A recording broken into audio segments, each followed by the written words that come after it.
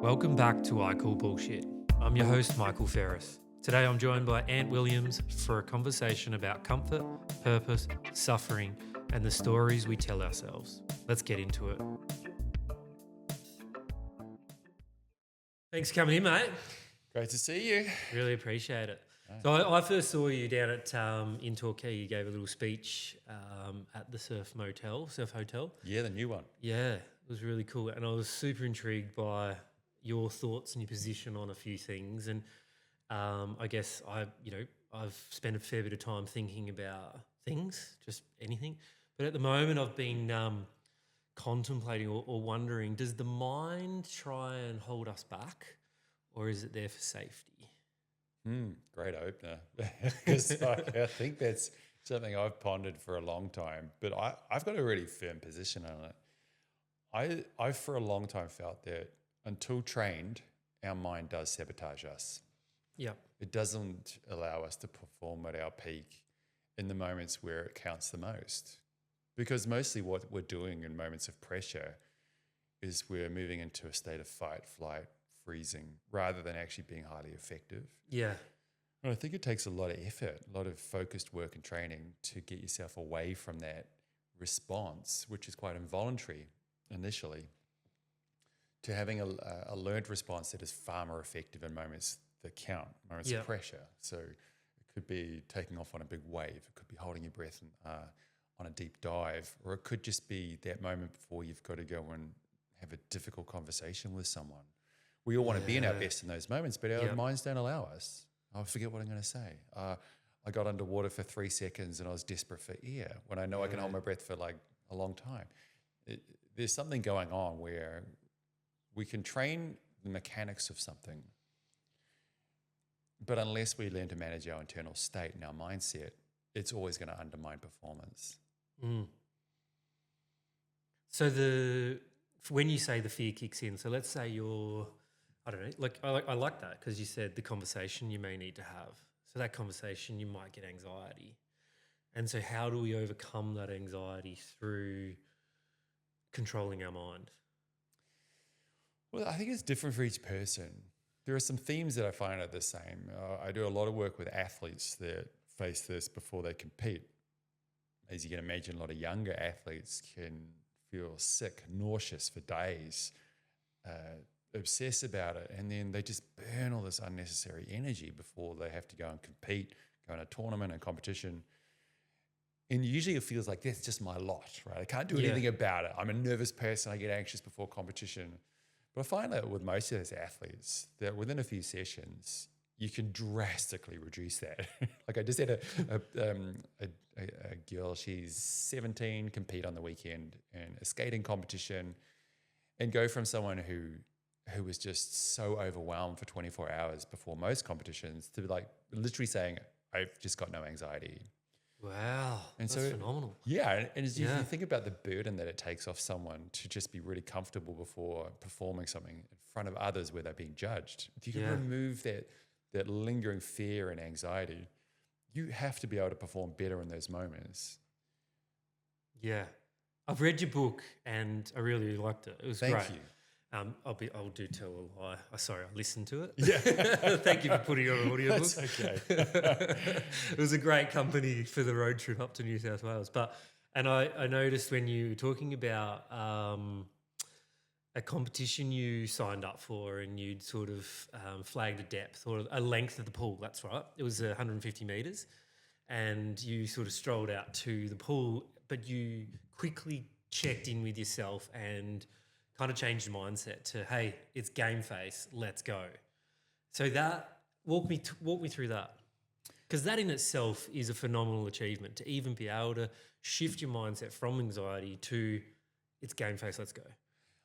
So for those of you listening who haven't read the book, what Michael's referring to is my first ever competition on freediving. It was in Cyprus, 2004. I'd been training for a few years, and in the very first event is to see who can swim the greatest distance on one breath. I ended up swimming off against the current world reigning record holder, Herbert Niche. And it was really intimidating because we had a lot of people there I looked like an idiot because I'd nominated such a massive distance by accident, really.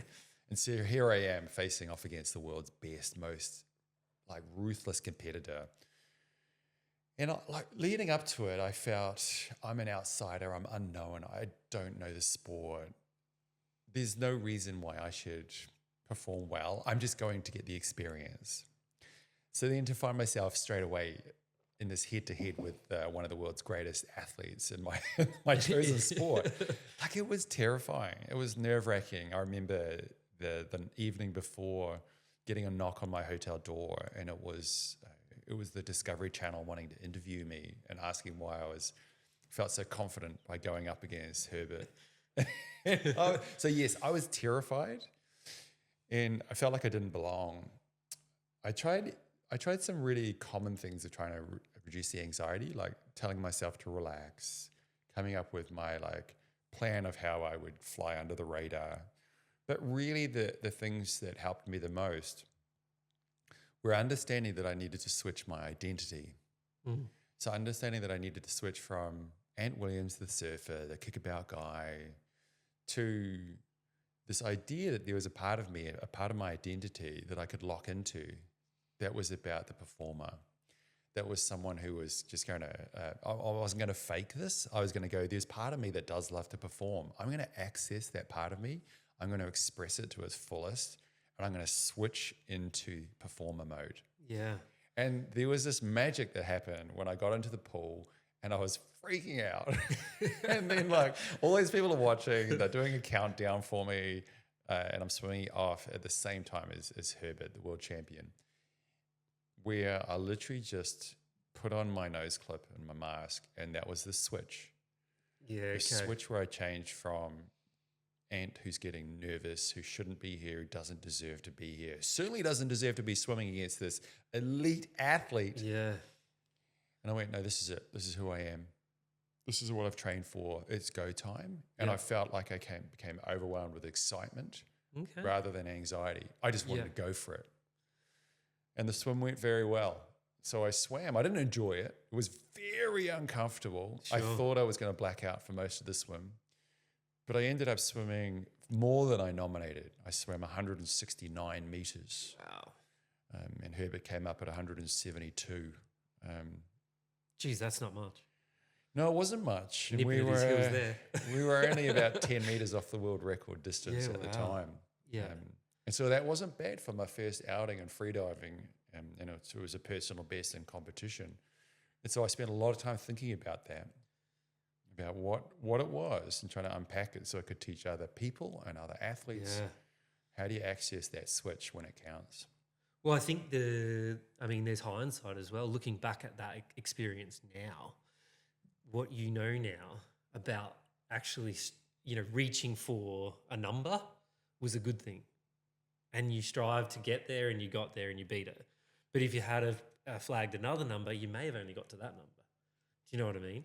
So, if you set out for, I don't know, if you go for a surf or a run or whatever it is, and you set your limit at 12 Ks, that's what I want to run today.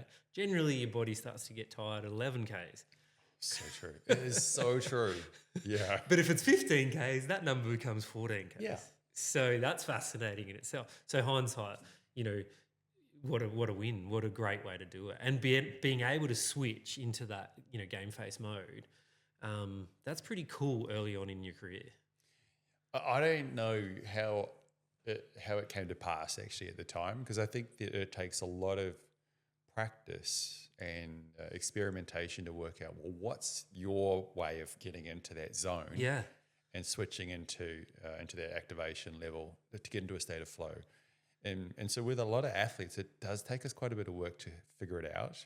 And it's, like I was saying, it's no different if you're going into a difficult conversation, standing up on a stage as a presenter, if you're asking for a salary rise, if you're asking for a promotion, like all these situations. I think for some leaders, it's almost daily where you've got an issue to deal with, a difficult, prickly stakeholder or a demanding client who's irate about something. We all face these moments, and we all want to be the best version of ourselves in those moments, athlete or not athlete. Yeah. But the cool thing is... just daily challenges. Daily challenges. But the cool thing is that anyone can learn how to do it. Anyone can learn how to be highly successful and perform in the moment of pressure, even if you don't think you're that person. So so now versus then, is there a different tactic or a different strategy? There's a lot. There's a lot of different strategies and tactics I use. So I've developed a system off the back of the book that I wrote, Let It Be Tough, and I call it the 3RS system. So you got these 3 R's. You've got to learn how to rehearse first. So the first R is R for rehearse, where you mentally rehearse what it is you're going to do. You plan everything out methodically. You have like a game day plan of here's what I'm going to do, all the things that I know, my rituals and routines that help me get into that zone so that I don't leave it to chance. Yes. So that's the rehearsal part. And then you have the reframing is the second R, which is really becoming really conscious of what are the things I naturally default to saying to myself as I would get nearer and nearer the time of performance. Most of us don't want to think about it. But if we do, if we go through a performance and whether it was good or bad, we sit down afterwards and we go, what was I saying to myself in the lead up or during that experience? Often you will be horrified by that voice on your shoulder saying to you, Michael, you suck at this.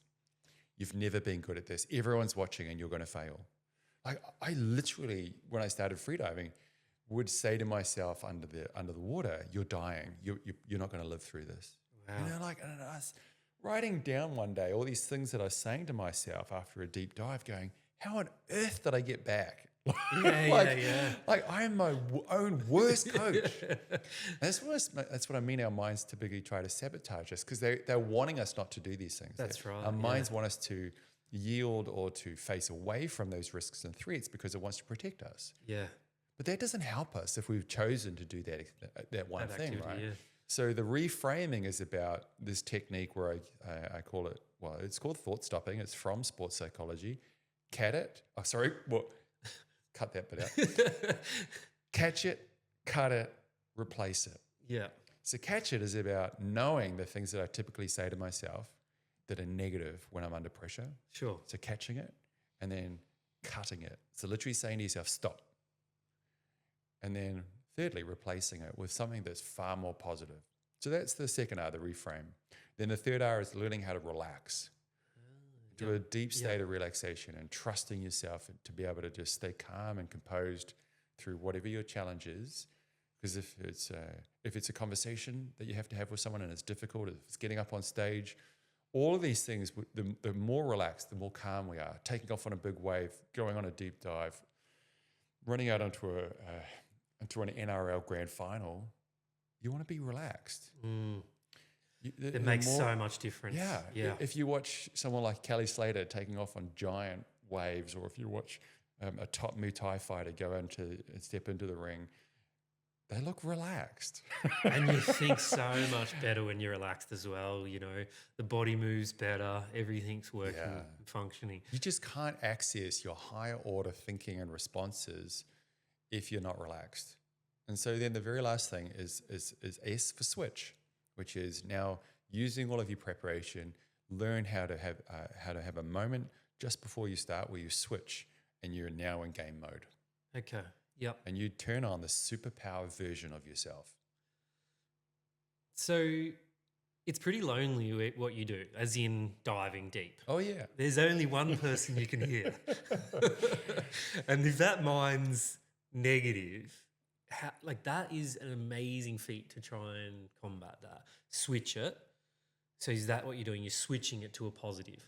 I'm replacing it. Replacing it. So if originally when I would dive deep, the pattern was every 10 meters or so, my mind would say to me, this feels wrong. Something's not right today. You shouldn't be going this deep. You can bail. It's too dark. Whatever it was, once I knew what it was and I wanted to cut it, then I started replacing all of those phrases so that they won't even, and with practice, those original phrases wouldn't even appear anymore. So now when I dive, I get to 10 meters and all I see is 3 green lights, which tells me everything's perfect. Yep. And when I get to 20 meters, I have this thing that I say to myself, which is, this is about to get awesome.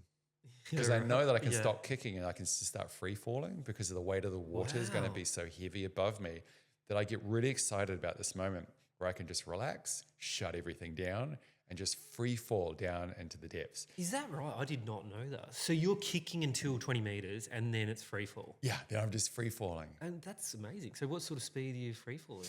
About the Sorry speed to of jump in here, but that's no, interesting. that's fine. It's about the speed of just a light jog. Right. Yeah. Yeah. And if I'm really streamlined and I'm super relaxed, I'm going to probably even accelerate a little bit. Wow. And that's my favorite part of the dive. But it's only good. So it's kind of calming for you. Kicks into a nice calm. Only calming if you are genuinely relaxed. Relaxed. And I'm not talking about just sort of relax right now sort of thing. Yeah. I'm talking about a level of relaxation that most of us only experience that first fleeting moment when we wake up in the morning. I want to be that level of relaxed where I am so shut down that there is no tension anywhere in my body, because the slightest amount of tension in my jaw, I won't even notice it, but that will prevent me from equalizing to the depths that I'm going and at the speed that I'm moving. And it's using energy as well. Yeah. Yeah. Yeah. That's phenomenal. Any tension's burning oxygen. Yeah. I don't want that. Yeah. And so let's say you get to 20 meters, you've had the 3 green lights, and Ant's telling Ant, this is bullshit. What are you doing here? I'm uncomfortable. This is happening. How do you switch that? Or how do you replace that? Yeah. So I don't even get that anymore. Okay. No, it won't even happen. But that's because it's positive thought from the start. Because it's all premeditated. It's all rehearsed. It's all trained now. Yep. But if you go back 20 years, it was a battle, right? And that would mean that I couldn't dive to the depths that I dive to now. So if I can dive to 100 meters now, but back then I could only dive to 30 or 40 meters. And I remember there was this time where I got stuck and I could not get deeper than 50 meters. For years, I was stuck at 50 meters. And I knew that my breath hold ability was good. I knew that my ability to swim in a pool a long distance meant that I should be going a lot deeper than 50. But mentally, I knew that that was the thing. That was holding you back. Yeah, and I would do what everyone else in freediving would do when they got stuck at a depth. I'd blame it on my inability to equalize. Oh, I've got bad ears. Okay. And so, we find these excuses rather than addressing the real issue. Yeah. And so it wasn't until one afternoon where I was floating in I can't even remember the name of the sea, but it's a sea off the coast of Turkey. And I sat down the back of this boat on this really rough day in deep water next to this Finnish world record holder. And he turned and looked at me and he said, "You know what your problem is?" I was like, "What?" He goes, "Your problem is you don't know how to let go and accept that you're going to be crushed. And the day that you figure that out, you're going to be one of the deepest guys in the world." And then he just slipped into the water and swam away. And I was like, "What? This guy." Can you repeat that just one more time? No. I actually thought this guy is so cryptic. Like what? As if. And then I swam over to the line. I had been at this master training camp for 2 weeks with the world's best coach, and I hadn't gone any deeper than 50 meters. And as I clipped onto the line, all I could think of as in my head was, let go. Wow. And as I got down to 40 meters, I felt crushed, and all the normal things happened in my mind where I was like, oh, I've got to get out of here. This is hideous. Yeah. It's not today. It's too cold. There was too much chop. I didn't get a good breath. So those thoughts are still coming in? They were then. Okay. But then what came straight after that was just let go. Wow. Just let go. And so I listened to it. And I just let go. And then I got to 50 meters. And all I could hear from that point forward was just let go. Until I heard this ding, ding, ding, ding, ding on a scuba tank, a metallic sound deep under the water. And then I looked and I could see like a really deep station diver next to the base plate, which I just hit. Wow. And the base plate was at 62 meters. Oh no, 68 meters. 68 meters. Something stupidly deep anyway. Yeah, I remember going, oh my God, I am so deep right now. And then, but feeling so thrilled and just, swam back up, no trouble, and just went so much deeper on that one dive just because of this one simple unlock. So that's interesting. And I mean, we can keep, evolving this conversation. It just can go anywhere we want, but Let It Be Tough, the book, is about being comfortable with being uncomfortable. And so, well, in essence, and I think, you know, where you said let it go, you're basically saying, I acknowledge the fact that I am going to be in pain. I'm going to be uncomfortable as I dive. And I'm okay with that because I'm going to be okay when I get to the top. In essence. I think that the whole search for happiness really comes down to we're at our happiest when we're setting challenges for ourselves and we're accomplishing those challenges. We're taking on adventures and we're having thrilling experiences. But those all take not comfort, but they take moments of pressure, change, challenge, and usually discomfort. Yeah. But they're the moments we remember in life. Those are the experiences we want to tell our kids about. But it requires us to have a degree of control in moments of discomfort, sometimes even pain. Sure. But it's also when we learn the most about ourselves.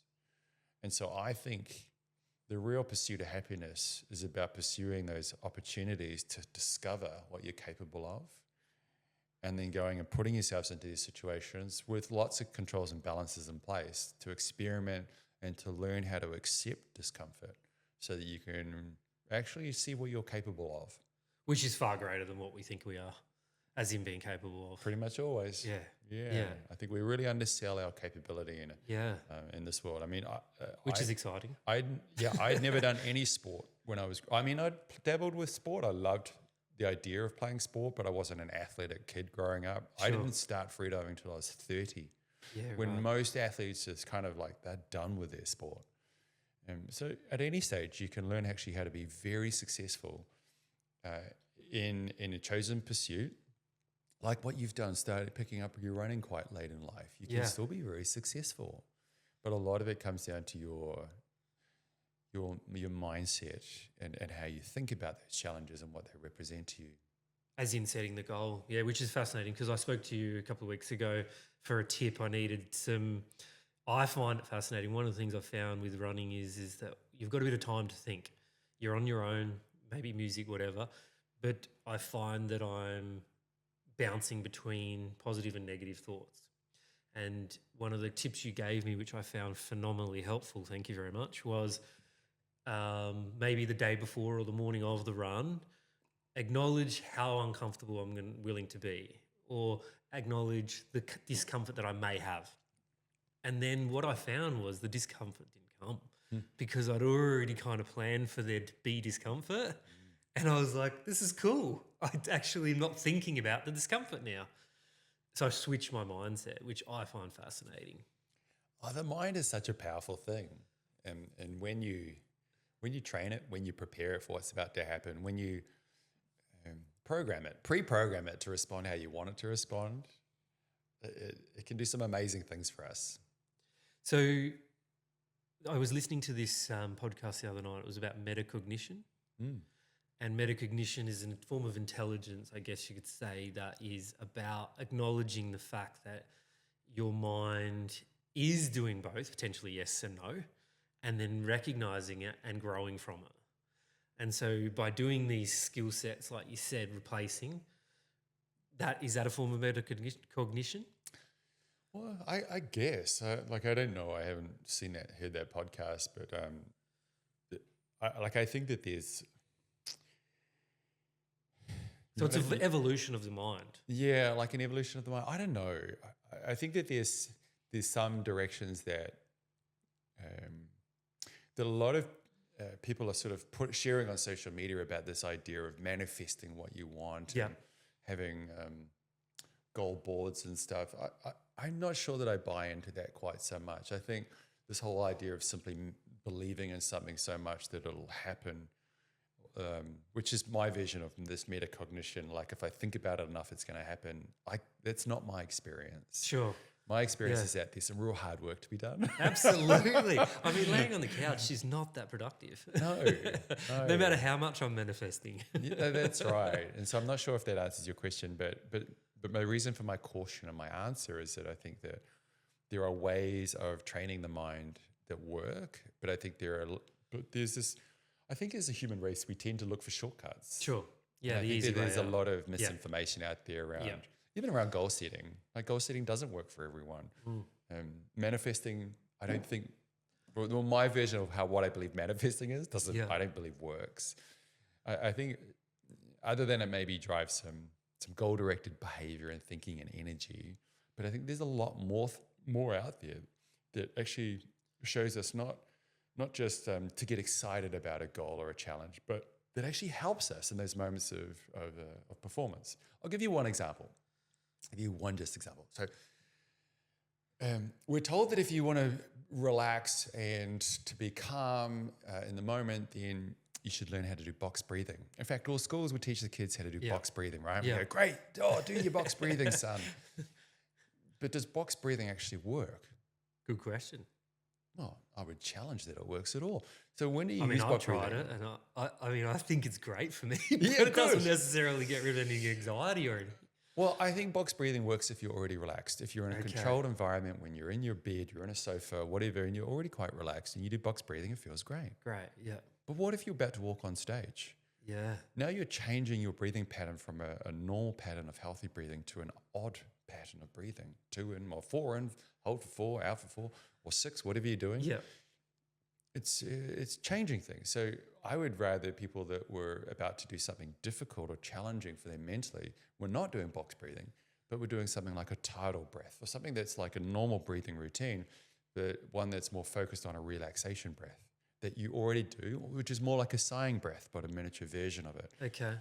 So a tidal breath is like if you were to do like a big sighing breath, like a big sighing breath, it's like a smaller version of that. Like You're just releasing. just releasing down Yeah. to neutral. Yeah. That's a far more effective breath, maybe 3 or 4 of those before a challenging situation than a box breath. Yeah, sure. So my thing is, yes, we're all pretty good at relaxing when we're sitting on the couch, but how do you relax? Under How do you pressure. breathe correctly when you're placed under pressure? Because those are the moments that count. Those are Yeah. the moments that we remember. And somehow we feel wholly inadequate. We get to those moments and we wonder why we forget what we were going to say, why our voice betrays us because it goes up an octave because our throat's so tense, why we muddle our words and why we say things we regret, all those Yeah. things because we're not relaxed, because we don't breathe right. And like you commonly hear it, you'll go, oh, I went out to the first round of my boxing fight and I forgot to breathe. Or I ran out to the football field, I got so gassed in the first 3 minutes because I forgot to breathe. So that tension and that release through so you're saying the box breathing doesn't work. Does it actually create more tension in you because you're concentrating on something? I don't think it creates more tension. I just don't think it's wholly effective for those moments of Sure. pressure. I think, Yeah. I think if you're trying to meditate or you're trying to relax, that's great. Yeah. But I think the message here is that there are specific ways of readying our mind for moments of pressure when the stakes go up. Sure. And those can be learned, but I don't think we teach people them enough. So this is an interesting kind of thought on this. So when we're talking about replacing, what are your thoughts on surrendering? So let's say, for instance, with your meditation or with what you just mentioned before, which was, say manifestation. When they talk about, let's say the book, The Power of Now, he talks about surrendering to the outcome. So how can we can both be true? Can we surrender but yet replace our mindset so that we can achieve greater things?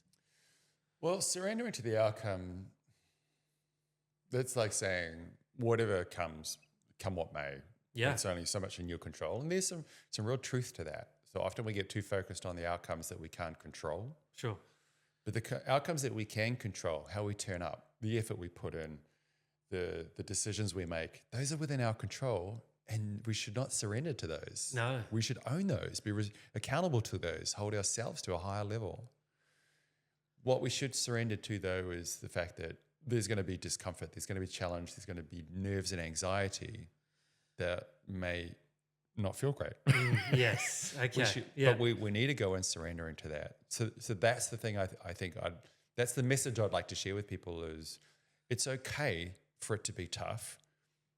It doesn't mean that you shouldn't do it. In fact, if anything, it probably means this is the right space for you to be in. But now I want you to be effective in that space. Yeah.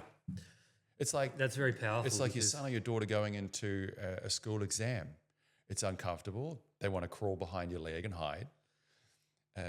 You tell them to be resilient, but they go, no, I don't want to do it.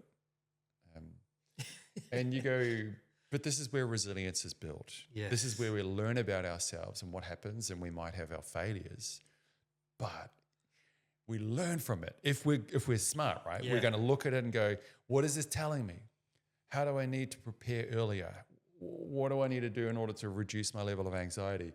How do I need to perceive that anxiety differently so that I see it as excitement rather than anxiety, right? Sort of doing some work to replace that negative voice on my shoulder with something that supports me and drives me and fills me with self-confidence in those moments where I need it the most. Yeah. So do you, when that let's say that voice on your shoulder, in some texts, they call it the watcher, or the watcher being you watching your thoughts. Mm-hmm. So do you negotiate with your thoughts, or do you just stop, replace, and then put new thought in? Yeah, so I do it as a 3-step process. Yeah. Yeah, so and if you're for anyone listening, you should definitely try this because it is such a powerful technique, thought stopping. So the first step one, get a notebook and write down a list of all the things you say to yourself. You don't have to show it to anyone. That's a good part. Yeah. Some of them are really embarrassing and you're like, oh my God, I can't believe I say this stuff to myself. Write down straight after something that you found particularly challenging or where you didn't perform well and you would have liked to. Mm-hmm. Write down what you were saying to yourself. Then read over it because it's all about building your self-awareness. Yeah. People hate doing this, by the way. They just don't want to acknowledge it. Yeah. So start by capturing it, writing it down. Now you're aware of it, right? Now the next thing is next to it on that page, write down in capital letters, a huge stop, ideally in red marker pen with an exclamation mark next to it. Stop. Look at the side with all the other lists of things, read them, and then straight away look at the other thing that says stop. I want you to connect these two together. That's step 2 is connecting. When this thing arrives, I partner that with the word stop, which I yell at myself internally. Yeah. Yep. And then when you're putting yourself in moments where those voices come up, you'll be surprised that this triggering association actually happens almost automatically. Wow. Okay. So you want to start learning it and practicing it, stop. That's the second part done. Then write down on the other side of the page the things that you would want to replace that voice with. So if you're already getting good at stopping it, even sometimes before it is said, Yes. you're stopping it. Now the third step is to go and replace it so that you train yourself that at these points in my challenge and the lead up to when I have to do this thing that makes me uncomfortable, I say these things to myself. So you're not even stopping it. You're just starting with that. Don't even You're stop it starting anymore. with the positive. I just, for me, every 10 meters on the way down and on the way back, I know exactly what I'm saying to myself. Yeah. So nothing else comes into my mind unless something goes wrong. Okay. In which case I go, that's okay. That's the first thing I say, that's okay. Or that's good. And then I go, how should I deal with this? And so it's really just a matter of slowing down and then dealing with the thing in the moment. So I'm going to give you an example outside of freediving. If I'm on a stage and I'm doing a keynote and I forget what comes next. Yep. So rather than going, oh no, I've forgotten my place, I'm going to look down, I'm going to look bad, which would be me previously. Yeah. Start freaking I out. do the opposite. I just stand there and I look around the room, I take a breath, I might even grab a glass of water and I just take a sip and I walk. I walk from one side of the stage to the other and I'm thinking. I'm owning it. Yeah. And that's, it seems counterintuitive, right? But I am really thinking about what I want to say next. And the audience don't go, oh no, Ant's lost his place. He's just taking a pause. Oh, Ant's taking a pause. He is so in the moment, this guy. Yeah. He's deeply thinking about passionate what about it. message he wants to tell us next. He is passionate. I love this guy. I can't wait to see what he comes out with next. They think of you as more intelligent, not less. Yeah. And what seems like a lifetime to you is probably just a blink for It's them a blink anyway. of the eye for them, right? And you've regrouped. Yeah. You've probably surrendered to the outcome a little bit in that moment. Yeah. And then you've gotten yourself back together. Yeah. That's fascinating, isn't it? Yeah, I call it acceptance. Yeah. But I think we're talking about the same thing. Same here. thing. Yeah. Yeah. So when you talk about for instance, when you're going down, you're talking to yourself with positive self-talk. Is that what we call it? Self-talk? Yeah. Self-talk. What about, does the mind, or can the mind control a feeling in your body? For instance, exhaustion, or can it control that and make you feel pain? Yes. It can. Yeah, and it can alter the level to which you feel that pain or the discomfort. So therefore it's triggering you to almost think more about the pain. Yeah, so I'll give you a really simple thing to try out. Yep. When you're next doing a really long run and you feel like you're hitting the wall, say to yourself, oh, this is uncomfortable, rather than saying, this is painful. Yeah. Because if you say to yourself in that moment, this is painful, what do you want to do? Stop. Yep, you want to stop. Why do you want to stop? Because I'm in pain. Because you're in pain and you associate pain with harm, damage, injury. But if you change that language just to, I feel uncomfortable. Yeah. All of a sudden, it's not attached to those things. It's attached to a temporary state of being, which you will come right from. And then you can even change the sliding scale of what that level of discomfort is. So if you know that you're capable of withstanding a 9 out of 10 in discomfort, say for argument's sake, and you decide that right now you're only about a 5, all of a sudden you find yourself going, oh, maybe it's only a 4. Actually, it's quite a long way from what I can cope with. And that's suddenly right. That's cool. Suddenly that experience of that discomfort goes down. So that's the powerful thing about the mind. I mean, don't trust me. Go and try it yourself. See what happens. Yeah. I mean, so there would be a lot of people out there not even pushing to a 4 and then saying, oh, in fact, I'm probably super guilty of it myself. Get to a run, I'm like, oh, I'm buggered. And my mind's saying, just stop. What are you doing this for anyway? Okay, so that's another good example. So we see this in freediving. Someone will be holding their breath, and then the moment it becomes uncomfortable, they pop up. Right. And so what I get them to do is I go, do it again. And this time when it becomes uncomfortable, put one hand up so that I know you're uncomfortable. And then the whole experience is not about how long you stay under. It's just you and your ability to sit in that discomfort, even if it's just 10 seconds, just a short while. I want you to experience that discomfort, and we'll talk about it afterwards. And then what happens is now they kind of wait. Oh, it feels a bit uncomfortable. Great. Yeah. This is that thing that Ant told me about. And it's like, now my challenge is to see if I can reduce that level of discomfort.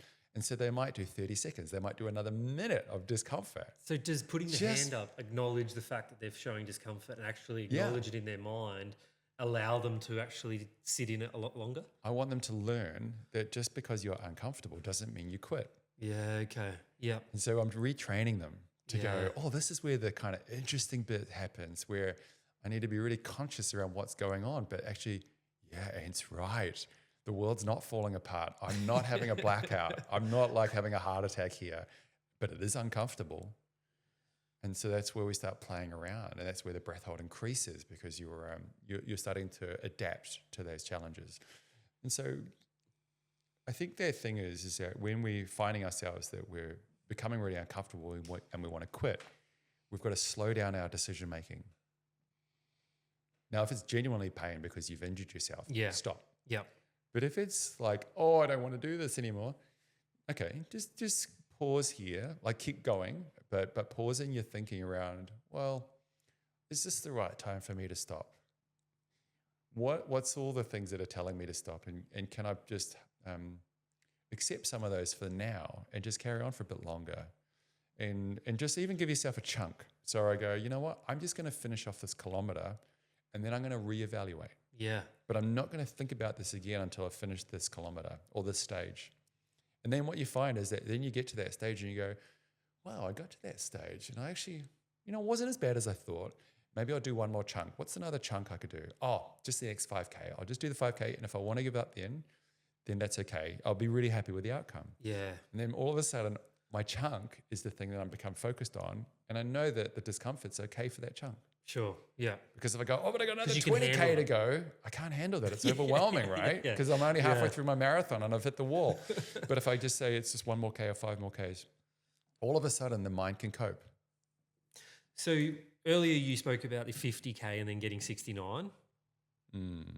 When you allowed yourself to let go, were you aware of the discomfort? So when you, let's say when you went push past 50, or you didn't necessarily you would have noted that you passed 50, didn't you? I actually didn't. Oh, you didn't know? No, I didn't So you notice. just I added I depth. was so relaxed that, Wow. that the thing that normally triggered me to turn wasn't there because had just accepted. And I think I did exaggerate. It was 62 from memory I went to. But I had no, I think what had happened was I was very uncomfortable. Sure. But I was accepting of it. But it's just the discomfort didn't get any worse. So I was just like, oh, well, this is just how it is. Yeah, okay. Being crushed, gee, it's not very comfortable, but I'm still lucid. I still feel in control. So talk the listeners through that. I mean, when you jump into the water, you've got your ritual that you do. Does your mind go quiet? My mind does go pretty quiet on a dive, but has taken me years to figure out how to quiet the mind when you're performing. And so if you've ever heard of something called a state of flow is when we're doing our activity without conscious thought. We're just allowing things to happen. We're on autopilot. It's like time stands still. So fun and engaging, and we just feel great, even if it's slightly uncomfortable. My goal is to try to get into a state of flow every time I dive. Okay. Yeah. And a lot of research has been done into states of flow to see, most athletes say they get into a state of flow 2 or 3 times in a year. Sure. I recently worked with the Melbourne Storm. Guys, how often do you get in a state of flow? Some guys are like, never. Others are like, yeah, like multiple times in a season. I'm like, what if we could double it? Yeah. Wow. How much more impactful would we be, right? And so my goal in my freediving was I want to get in a state of flow every time I dive. Yeah. Because if I could do that, I'd basically be like the world's most difficult competitor. Because if you came up against me, I'm like, okay, guys, today I'm going for my personal best. And then the next comp, today I'm going for my personal best. And you're going to do it, right? Yeah. And your competitors are like, I hate this guy. So you're trying to find a way to switch into that more often. I want to know what the code is for me. And everyone's got that code. Yeah, I have. You found it? Yeah. Wow. Yeah, I became one of the most consistent performers in freediving where when I nominate a depth or a time or a distance, I would hit it or go past it. And I also did some of the largest nominations in the history of the sport at the time. I was frequently nominating past my personal best or past anything that had been nominated previously in a competition. Wow. And that puts massive pressure on me. Yeah. Massive. Yeah. Like I'm literally going up against the I think world you started champion. your career with Okay. pressure. It hasn't changed. Has not changed. Sucker for punishment. So I think one thing that we probably need to explain is when you're freediving, you're talking about immense pressure. We're talking about, explain it to me, because in your book you really, it's nicely explained as far as the pain, what happens to your lungs. Walk me through that, because when we're talking about running, I don't think we're talking about the same kind of pain. Maybe if we're pushing at a really competitive level, and we're getting into a full marathon and they're pushing for huge times, or ultra marathons, or 160Ks maybe. But your sport it's unique in that you're fighting against elements of unnatural pressure, and talk me through that, because that's fascinating. It does have these elements, these 2 elements that I think are unusual. So it has this incredible fear that comes with the sport of being all alone and sinking in deep water while being crushed. That doesn't happen in most sports. No, that's right. And it's quite a primal fear, sinking alone in deep water when it's pitch black darkness. So that is one thing that you cannot escape in this sport. And the second thing is this fear of suffocation, of not being able to draw breath when you feel you really need it. So on a deep dive, you might be very relaxed on the surface, but then when you roll over and you start diving, you've got to kick quite hard to overcome the buoyancy. So you don't want to be kicking hard because you want to be conserving oxygen. Sure. But You've packed all this air into your lungs and you start kicking hard off the surface. And you kick all the way down, equalizing every couple of meters down to about 18 to 20 meters. And then you go into your sink phase. But before you can go into sink phase, all that air that's in your lungs is no longer any use to you. So your blood's already oxygenated. You've got to take all that air and you've got to move it up into your head and throat, because if you don't, it's all going to be compressed in your lungs. And as you go deeper, you won't be able to access that air to equalize your eustachian tubes. So got it to go deep, you've got to have the air put up in your head. So at 20 meters, I come to a complete stop. All the air is moved up from my lungs into my head. Okay. And then I lock my glottis off.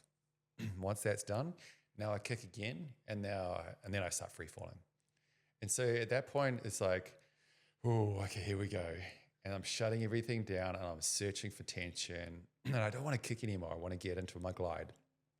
And is this where you kick into flow? I want to, but it's usually hard to kick in that early. Okay. But once I get to 30 meters, I start to feel the pressure coming on. It's like a bear hug that starts to get you around your chest. Yep. And at 30 meters, I now got to tuck in my chin, because it's going to start feeling like someone's got their hand around your throat and they're starting to crush your throat. So I've got to just relax and just start accepting right then. Once I get to about 40 meters, now I'm in a state of flow.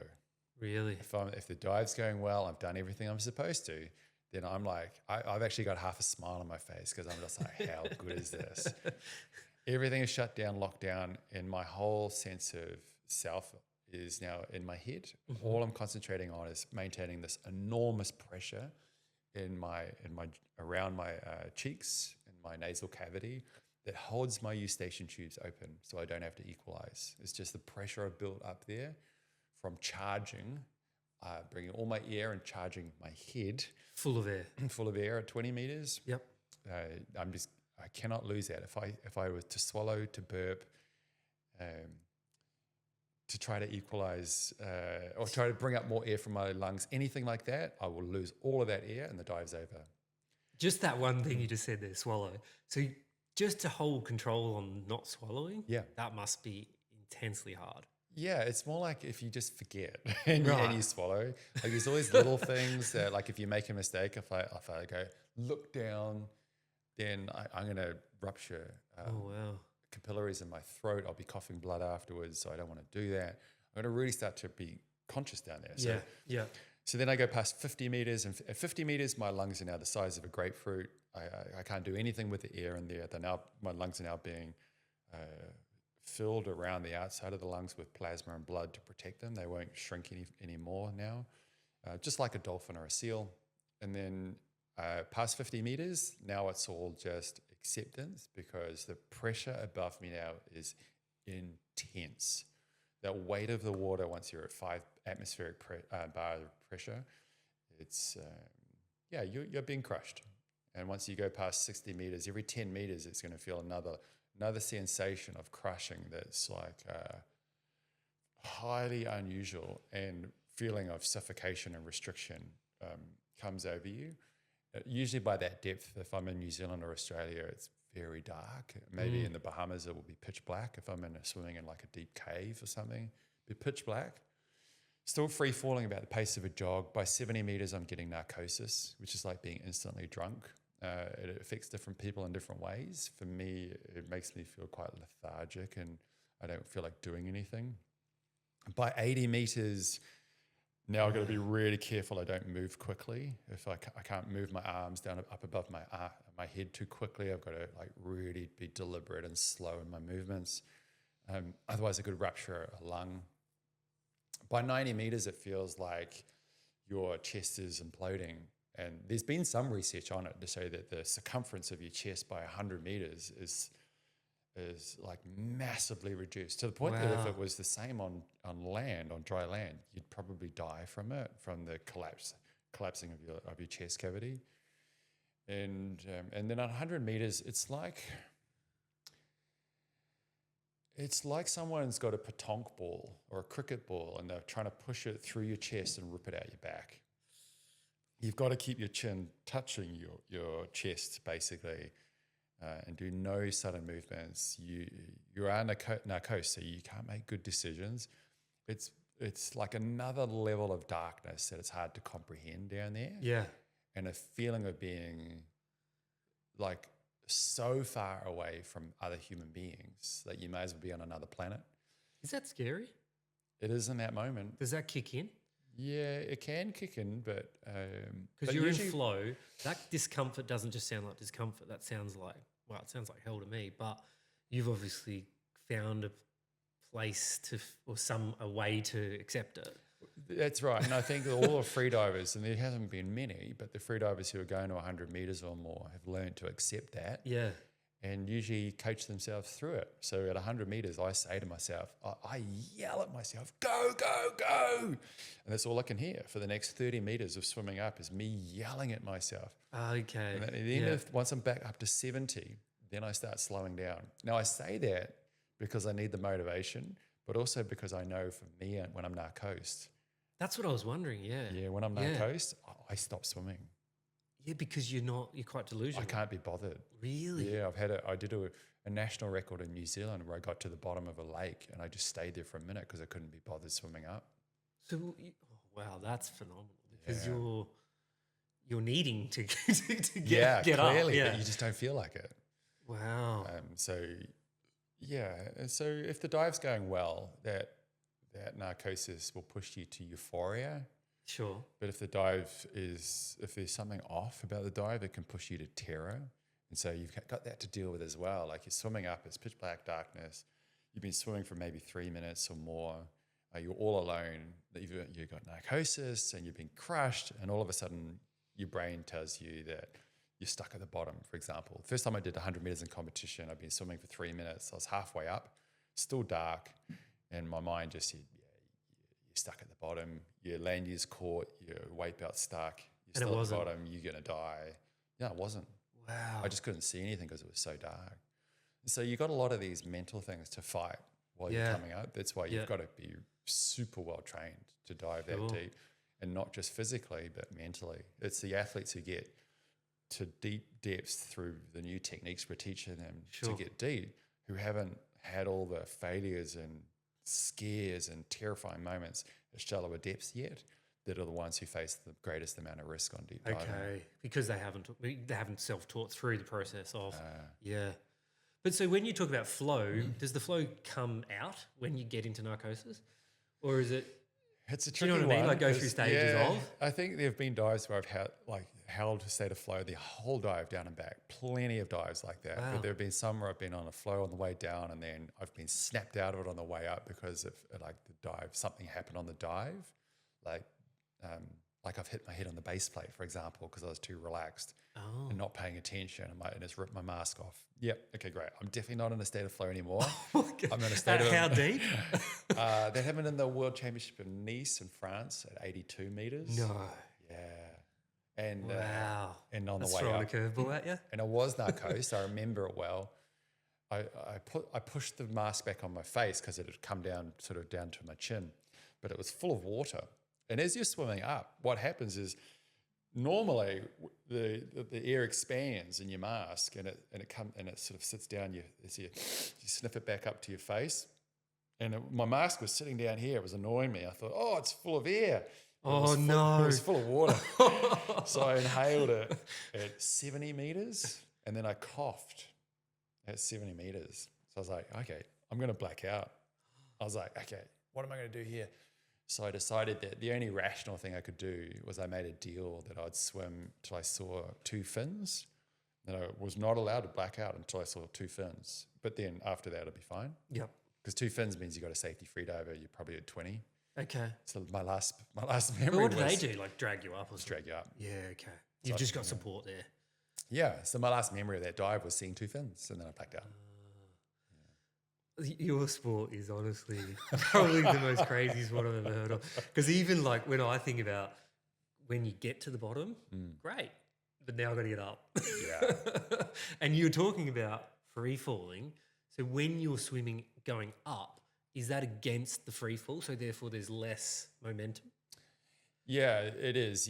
There's little momentum on the way up. It's very hard to get it. Like at 100 meters, you're under 10 atmospheric bar of pressure. So that's like twice the air temperature of your car tire. So all that weight of that water is holding you down. Yep. Like if you just like don't swim, you just sink quite quickly. Wow. So yeah, you need to be swimming quite hard to come straight up, and to do that and maintain a low heart rate the whole way up 100 meters. Yeah, it's not easy. No. And so is there ever a time where fear, like that fear, is actually a good thing for you? You can use it? No, No, I don't because think you want to be so. relaxed. No, even if things go wrong, I don't want to process it as fear. I just want to I want to stay entirely calm and process it really rationally. So, for example, off coast of Hawaii, I was being circled by a 4-meter tiger shark, 10 meters under.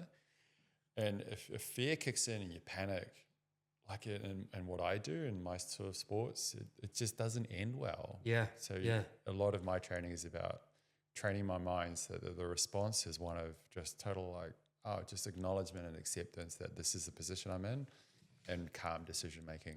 And can you push this into other aspects of your life? Like, as in, this seems like an extreme version of control, as in controlling your body, your mind, your breath, where your air is. That's amazing. But can you do that at your TED Talk?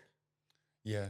And it works. And it works. Yep. Yeah. There are other different arenas. Sure. Test you in very different ways because you're just not familiar. You're not used to them. So for example, I've been trying to get used to surfing bigger and bigger waves, but that still freaks me out. Like I know logically when I wipe out on a big wave, I'm going to be fine because of my breath hold, right? Yes. But I will go under and the first thought I'll have is I haven't got enough here. I'm like, this is ridiculous. I heard you shred, by the way. No, I don't. Trust me. It's why my one sport that I would love to be good at that I've never been really that exceptional at, but I do love it. And so, yeah, the transfer over takes time because that ability to stay calm under pressure does have a big correlation with your level of skill at a particular thing and a domain and experience. Yeah. Yeah, that is so interesting because... And it's counterintuitive. I know, like I've done a bit of track days at Phillip Island on a R1, nice. The thing you want to do is grab the bike, but the best thing you can do is just sit on the bike and relax. Really relaxed wrists and whatever, which is just to try and do that and actually function or to consciously do that, it's quite phenomenal. That's an interesting point. Is that I actually bought the track bike because one of the things I found hard was to be present, to find presence because my mind's quite busy. And with my business at that point, I was very focused on that. I had a young family and I was bouncing between a busy mind. Whereas dipping into turn one at Phillip Island, there's nothing else I'm thinking about. No room for any other else. And I was like, I don't really give a shit about work.